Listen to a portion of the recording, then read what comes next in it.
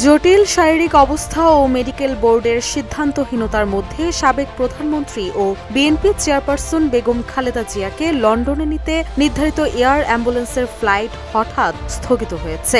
৮ December জার্মানির FAI aviation group বেসামরিক বিমান চলাচল কর্তৃপক্ষকে জানায়, মঙ্গলবার ঢাকায় পৌঁছানোর সূচি আপাতত বাতিল করা হয়েছে। এতে তিবলিসি থেকে কাতার সরকারের সহায়তায় আসার কথা থাকা বিশেষায়িত ফ্লাইট এবং একই দিনের নির্ধারিত দেশ ত্যাগের সময়সূচিও অনিশ্চয়তায় পড়ে গেছে।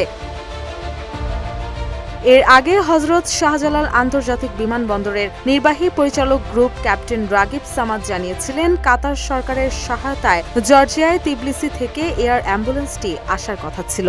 মঙ্গলবার সকাল ৮টা ২০ ঢাকায় পৌঁছানোর পর একই দিন রাত ৯টার দিকে দেশত্যাগের প্রাথমিক কর্মসূচিও নির্ধারিত ছিল।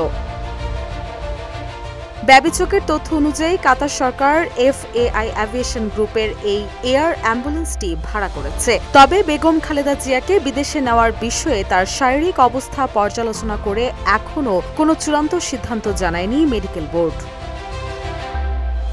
৮০ বছর বয়সী বেগম জিয়া নানা জটিল রোগে ভুগছেন। গত ২৩ নভেম্বর স্বাস্থ্য পরীক্ষার জন্য হাসপাতালে ভর্তি করার পর তার ফুসফুসের সংক্রমণ ধরা পড়ে এবং পরে তাকে সিসিইউতে নেওয়া হয়। এভারকেয়ারের ১২ সদস্যের মেডিকেল টিমের সঙ্গে যুক্তরাজ্য ও চীনের বিশেষজ্ঞরাও চিকিৎসায় যুক্ত রয়েছেন। এদিকে হাসপাতালে থাকাকালীন অবস্থায় অন্তর্বর্তী সরকার বেগম জিয়াকে ভিভিআইপি ঘোষণা করে তাকে SSF-এর নিরাপত্তা দিয়েছে।